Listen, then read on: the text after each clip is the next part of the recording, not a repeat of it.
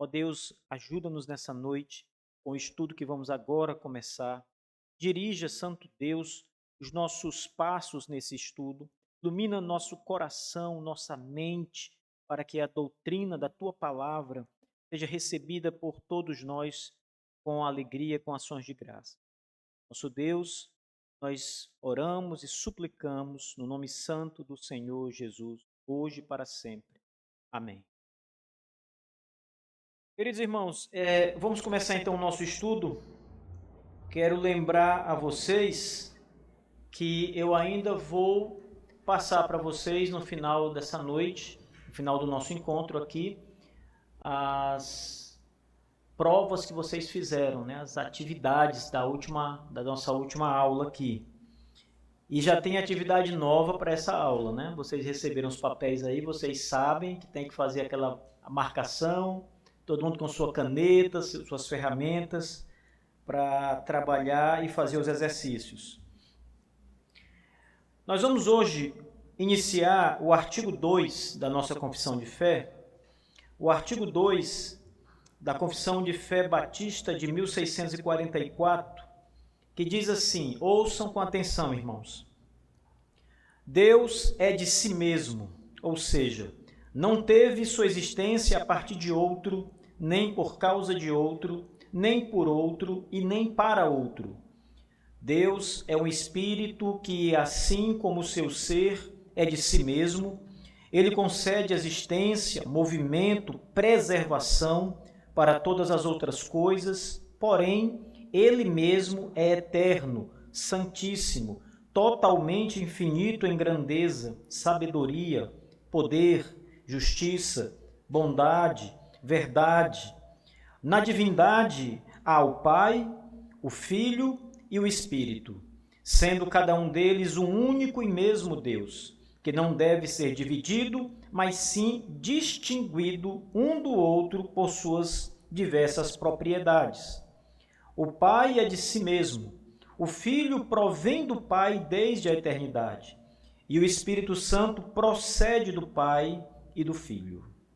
Até aqui, logo abaixo dessa passagem da nossa confissão, o artigo 2º da nossa confissão, nós temos aqui as passagens bíblicas que vão referendar as afirmações que foram feitas, um conjunto de várias passagens da Escritura Sagrada.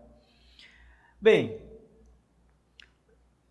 eu quero começar esse estudo, irmãos, lembrando a vocês que a nossa tradição teológica, os nossos primeiros pais batistas, daquelas épocas mais longínquas, primordiais, quando a igreja estava nascendo, né, os primeiros homens ali surgindo como pregadores da palavra, isso em 1638, e logo naquela sequência de breve tempo, em 1644, eles escrevem essa confissão de fé. E uma das coisas importantes dessa primeira confissão de fé é a sua ortodoxia. Os batistas sempre primaram pela ortodoxia, os batistas particulares ou calvinistas. Esse é um ponto inegável. O histórico dos batistas reformados na ortodoxia é impecável. Quando surgia alguma coisa que ameaçava a ortodoxia, um falso ensino, por exemplo, logo esse falso ensino era rechaçado por eles, porque eles se preocupavam em guardar a sã doutrina. Eles eram verdadeiros defensores da palavra de Deus.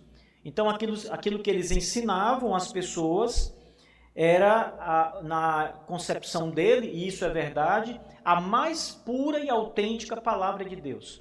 Então, quando alguma coisa surgia, eles rapidamente combatiam aquilo para que não prevalecesse. Nós devemos fazer a mesma coisa.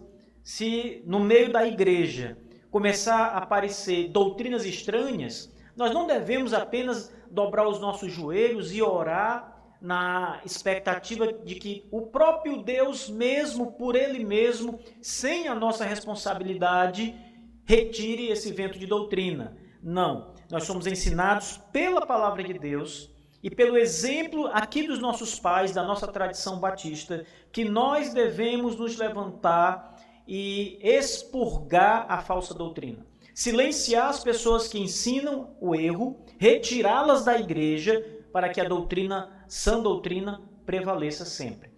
E nessa questão ortodoxa da doutrina da Trindade, isso aconteceu no meio dos nossos pais.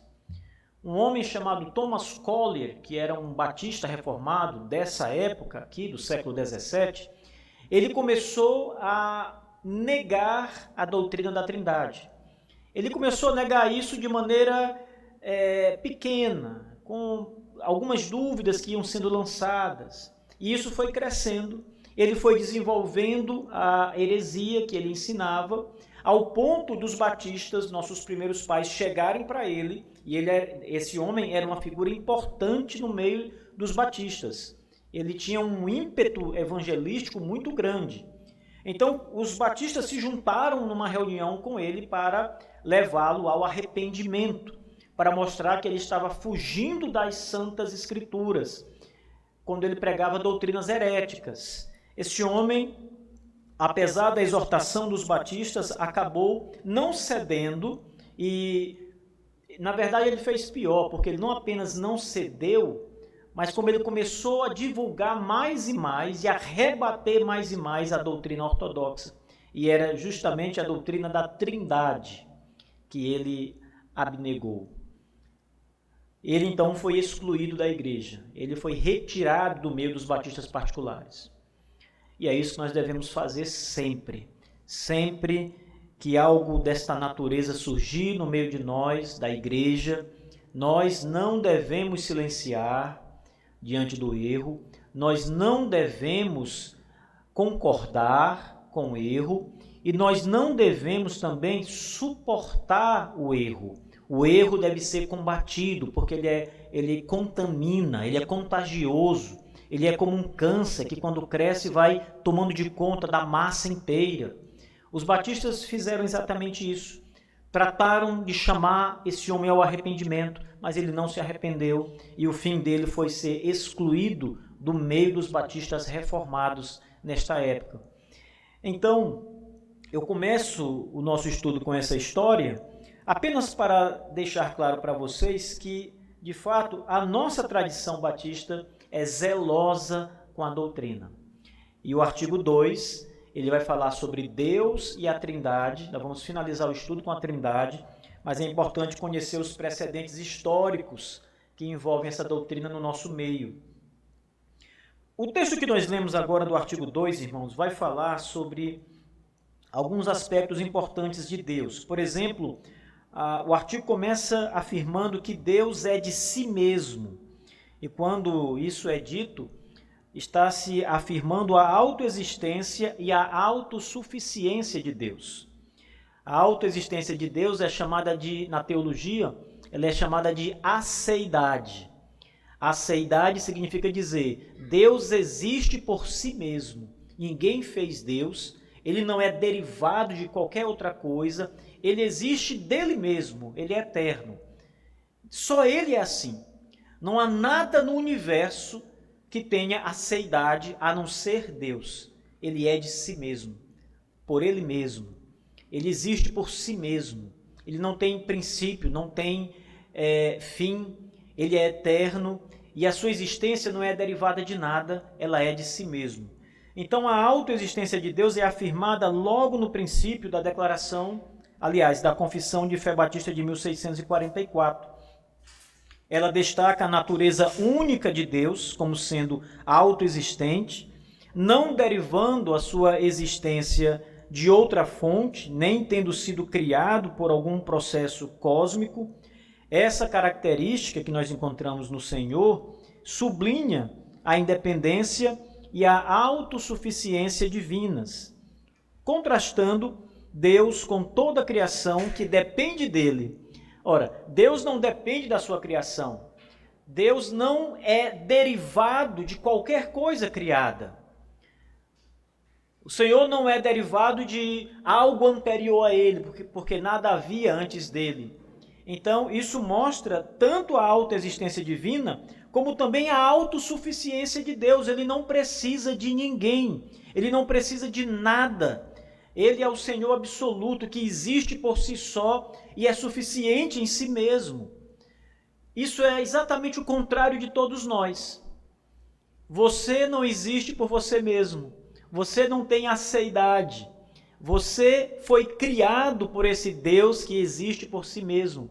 Esse Deus que trouxe você à existência, que criou você, formou você, está dizendo a você na sua palavra que você depende dele, que você é derivado de Deus, é um produto divino. E também nós aprendemos que nós não somos autossuficientes, porque se Deus parar de nos sustentar, Deus não apenas nos criou.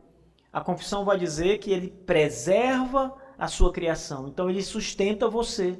Ele cuida de você, você precisa dele. Se Deus tirasse o seu poder sustentador, preservador da criação como um todo, não é só de você, não é só dos crentes, mas do homem de uma forma geral e de tudo que foi criado, de todos os seres, se Deus tirasse seu poder, sua mão poderosa, sustentadora, preservadora, nada mais existiria, irmãos. As pessoas às vezes falam, do fim do mundo, da Terra sendo destruída, do universo que vai entrar os cientistas dizem, o universo vai entrar num colapso e vai explodir. Olha, tudo isso é balela, irmãos. Há um Deus que preserva a vida, a existência, a criação. Porque ele é autossuficiente, mas a sua criação não é autossuficiente, ela precisa do Senhor para sustentá-lo. Então, a confissão começa nos ensinando que Deus existe por si mesmo, então ele é autoexistente, e também Deus é autossuficiente, porque ele não precisa de nada e nem de ninguém para existir, para continuar existindo. Algumas passagens são apresentadas aqui como evidência da verdade. Isaías 43, verso 11, e depois Isaías 46, verso 9. Esses versículos vão destacar a unicidade de Deus, Deus é um, e vão destacar também a soberania de Deus. Veja, Isaías 43, 11 afirma que não há outro Salvador além de Deus. E Isaías 46, verso 9 vai reiterar que Deus é o único e incomparável e ressalta a sua autoexistência e independência. Essas passagens, meus irmãos, elas vão nos mostrar que Deus não tem igual, não tem origem em outro. Ele é único e essas afirmações vão se alinhar com a ideia que a confissão diz de que Deus é de si mesmo. Então nada pode ser comparado a ele, irmãos. Na aula passada nós aprendemos que Deus é incompreensível, ou seja, nenhuma criatura, nem os anjos, nem as maiores mentes do universo podem compreender Deus plenamente. Ninguém nunca vai conhecer Deus plenamente. E agora nós estamos vendo aqui que o Senhor nosso Deus, além de ser incompreensível, ele só é compreensível naquilo que ele se revela, que ele quer que você conheça sobre ele. Além disso, ele também é autoexistente, ele existe de si mesmo. Só ele é assim. Ele é autossuficiente, não precisa de nada. Ele é suficiente em si mesmo para continuar existindo. Êxodo 3, verso 14, é uma outra palavra do Senhor que diz assim: Deus se revela a Moisés como eu sou o que sou. É o que está escrito lá. E isso indica a autoexistência eterna e incondicional de Deus. A autoidentificação expressa também a autoexistência de Deus e a sua independência de qualquer outra entidade, fundamentando também o que a confissão diz, que ele é de si mesmo. Então Moisés pergunta: quando eu chegar e perguntarem a mim, quem te enviou, Moisés? Então Moisés pergunta: Deus, o que eu digo para eles? Como é o seu nome?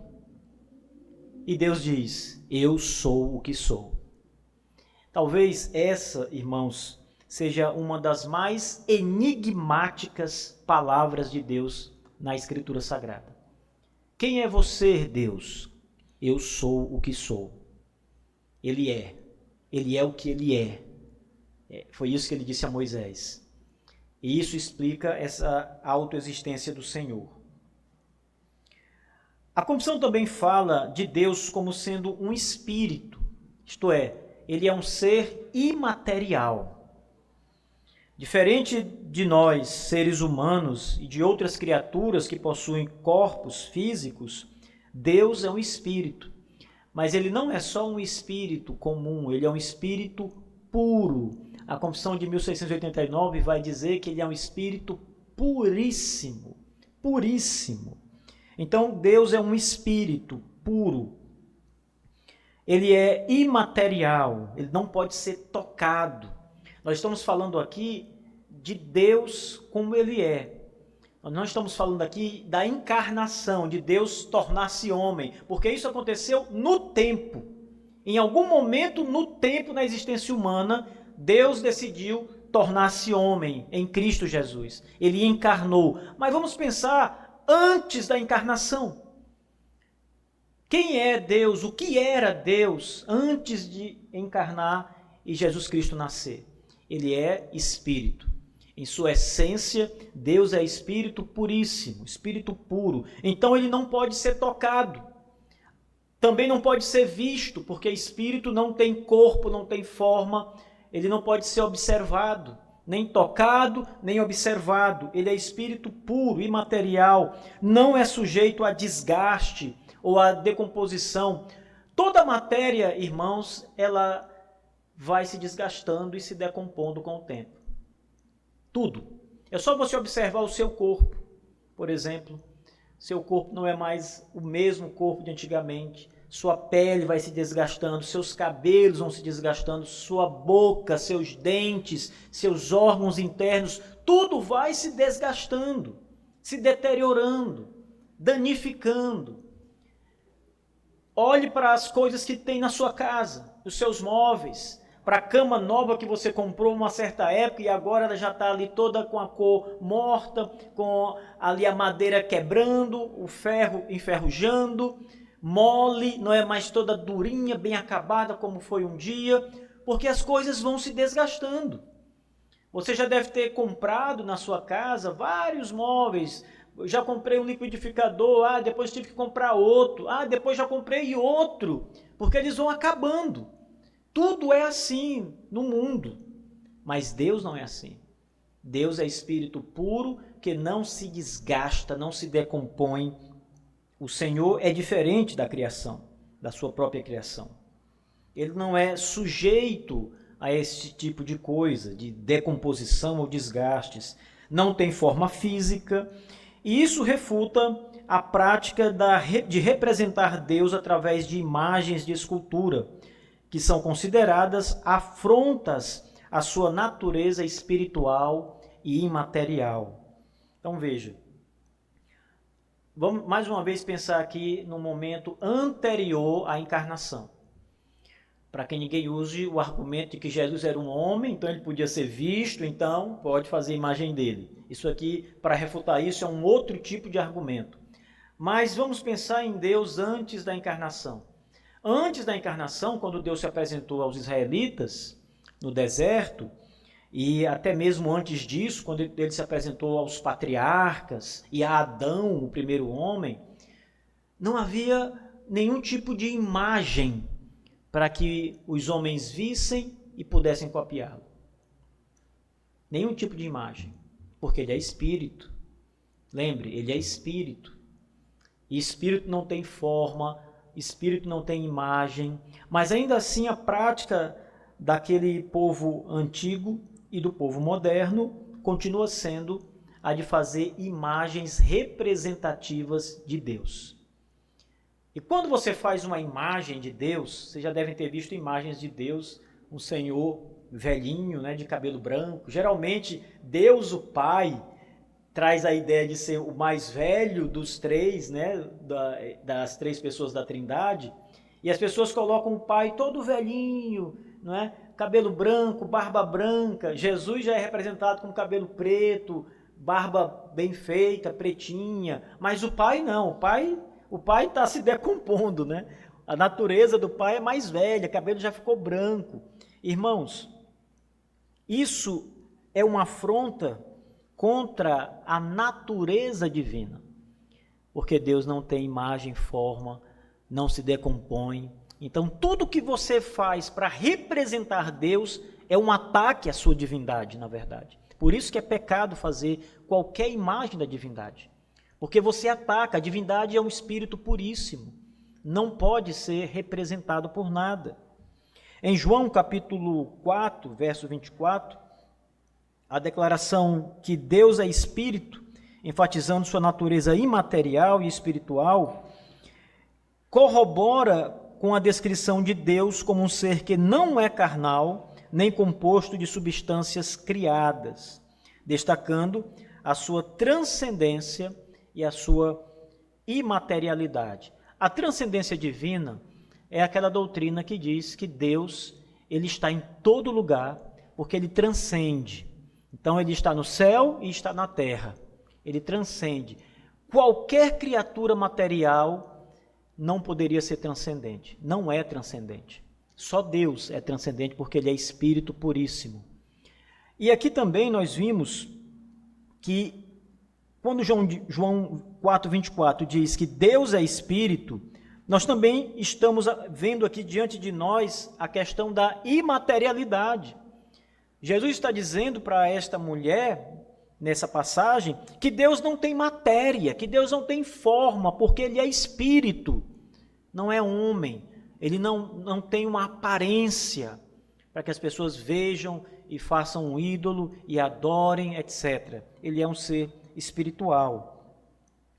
A nossa confissão também sustenta que Deus é o Criador e é o sustentador de tudo que existe. Olhem mais uma vez para o texto do artigo 1, quando o texto diz assim: Deus é de si mesmo, ou seja, ele não teve sua existência a partir de outro, nem por causa de outro, nem por outro, nem para outro. Deus é um espírito que, assim como o seu ser, é de si mesmo. Ele, atenção, ele concede existência, movimentação e preservação para todas as outras coisas, porém, ele mesmo é eterno, etc. Então, veja, quando a nossa confissão diz que Deus é o sustentador e é o sustentador de todas as coisas, irmãos, ela está também apontando aqui para essa natureza do Senhor que é incomparável, seu poder incomparável. Ele é apresentado como aquele que dá existência, Deus é aquele que dá movimento, e aqui significa ânimo ou vida. Lembra daquela passagem do Jardim do Éden? Quando Adão está ali, feito do barro, fez, pois, o homem do pó da terra. E estava ali Adão, feitinho, bem esculpido ou bem amassadinho pelas mãos do Senhor, bem preparado. Mas ele não tinha vida, ele não tinha movimento. Então, quando Deus sopra nas suas narinas o fôlego de vida, é isso que anima o homem, torna o homem um ser vivo. E a confissão está dizendo que Deus é aquele que dá existência e movimento, ou seja, vida, animação a todas as coisas. E é Ele também quem preserva todas as coisas. Então, Ele faz existir, como Criador, Ele traz a existência. Como Deus Todo-Poderoso, Ele dá vida a tudo que Ele criou e que é para ter vida, e Ele ainda preserva toda a sua criação. Aqui nós estamos diante da doutrina da providência divina, que está sendo afirmada pela nossa confissão de fé. A doutrina de que Deus é o Senhor que cria, governa e sustenta toda a sua criação. Ele cria, Ele preserva e Ele governa ou sustenta toda a sua criação. Sempre foi uma doutrina adotada pelos nossos pais, irmãos. Essas doutrinas que nós estamos estudando desde alguns anos atrás aqui na igreja, 7 anos pelo menos estudando sobre isso, Essas doutrinas são antiguíssimas, antiquíssimas mesmo. E elas são doutrinas da nossa tradição batista, como nós estamos vendo aqui. Nós estamos lendo um texto que foi escrito em 1644. 1644. E essa é a fé que os nossos pais batistas sempre defenderam e que hoje, infelizmente, em muitas igrejas é deixada de lado, né? Há em muitas igrejas, na verdade, um verdadeiro ataque à divindade, ao ser de Deus. Mas Deus é o Senhor, Ele cria, Ele dá preservação, vida, movimento a todas as coisas. Ele não apenas trouxe tudo à existência, mas Ele continua a preservar e governar toda a sua criação, que é inteiramente dependente dEle e insuficiente em si mesma. Isso é interessante, irmãos. Nós não devemos pensar em Deus como um ser que lá no princípio criou o mundo. Ele criou um planeta, o universo todo, e um planeta no meio daquele universo, o planeta Terra, trouxe vida a esse planeta, criou todas as coisas, e aí, a partir de então, ele se retirou e todas as coisas permanecem por si mesmas. Essa heresia, na verdade, é uma heresia antiga, mas ela foi muito pregada ali no século XVIII e no século XIX, e ela foi chamada de deísmo, ou o Deus do relógio, porque eles diziam o seguinte: olha, Deus é como um relojoeiro. Os defensores dessa heresia diziam isso: Deus é como um relojoeiro. Ele deu corda no relógio, ou seja, ele criou o mundo, colocou leis no mundo, leis naturais, para que as coisas aconteçam por si mesmas, deu corda e se retirou. Ele não interfere mais. Ele não tem mais nenhum tipo de interferência no mundo, nas nossas vidas. Então, o mundo está rodando porque tem corda no relógio. Ele está funcionando por si mesmo. Mas não é isso que as Escrituras dizem. As Escrituras vão afirmar que Deus, o Senhor, é quem sustenta até hoje. Ele preserva até hoje toda a sua criação, toda a vida que há, todas as coisas. Mesmo as coisas inanimadas, irmãos, o sol não tem vida. Mas o sol se move, a Via Láctea está se movendo. Se você olhar para o céu, num lugar bem escuro, em noite clara, você vai ver que dá para ver até traços da Via Láctea, né? Se você olhar naquelas imagens, por exemplo, que nós encontramos em livros, ela é como uma espiral assim, ela tem uma forma que vai fechando, né? Então, veja, aquilo tudo está em movimento, em círculo. Você olha para o planeta Terra, ele está girando. Você vai ver que todos os outros planetas estão girando, tem um movimento. Mas nada disso tem vida em si mesmo. Os seres humanos têm vida. Os animais inferiores têm vida. Mas a terra, o mar, a lua, o sol não têm vida. Mas eles obedecem àquela ordem divina de manter um percurso. O sol continua queimando sem parar. Então, todas estas coisas mostram que Deus está ali, preservando. É o poder de Deus que faz com que tudo funcione, tudo permaneça existindo. A nossa confissão diz exatamente isso. Eu repeti aqui a passagem de Êxodo 3,14, irmãos, porque, mais uma vez, quando o texto diz que Ele é o que Ele é, eu sou o que sou, nós devemos entender essa passagem como uma apresentação divina, como Deus todo-poderoso, incomparável que Ele é, que tem o poder absoluto, todo-poderoso.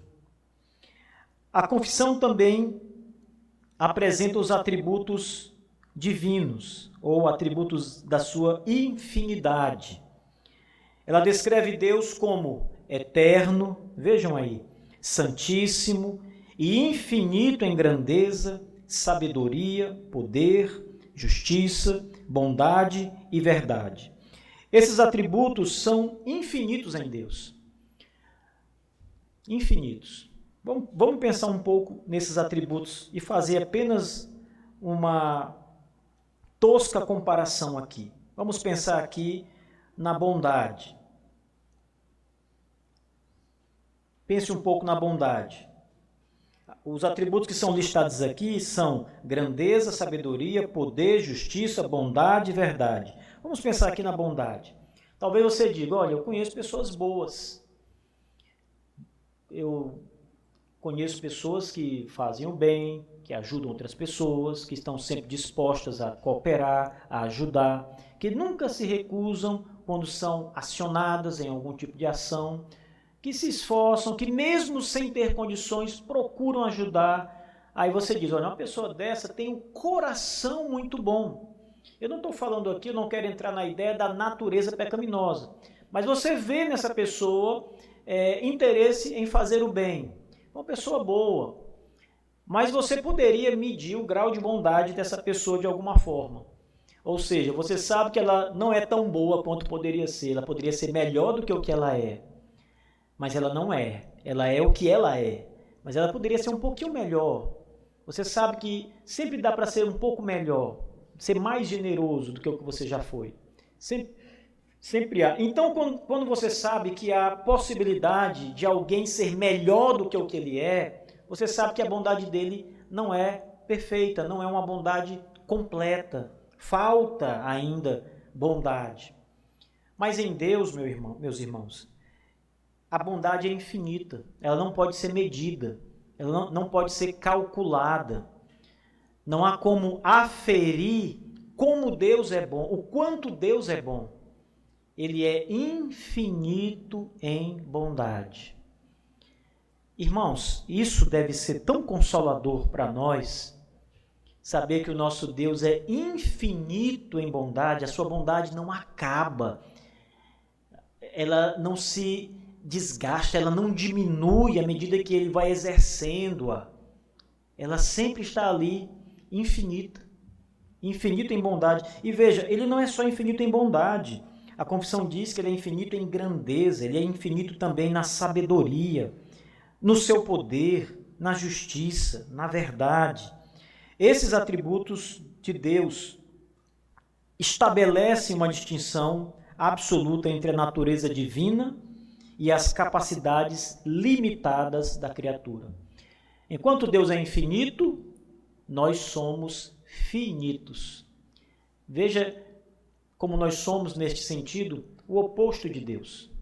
Nós e toda a criação está na mesma situação em relação a Deus. Somos finitos e não infinitos como Ele é. E Ele é infinito em todas as coisas. Nós listamos aqui apenas alguns dos atributos, mas Deus é infinito em tudo, em todas as coisas. Veja Romanos capítulo 11, verso 36 e Atos 17 e 28 são textos usados aqui pela confissão. Esses versículos afirmam que todas as coisas vêm de Deus, existem por meio dele e para ele, e que nele vivemos, nos movemos e existimos. Atos 17, verso 28. Essas passagens reforçam a ideia de que Deus é a fonte de toda a existência, movimento e preservação, destacando sua autossuficiência e o papel de sustentador de toda a criação.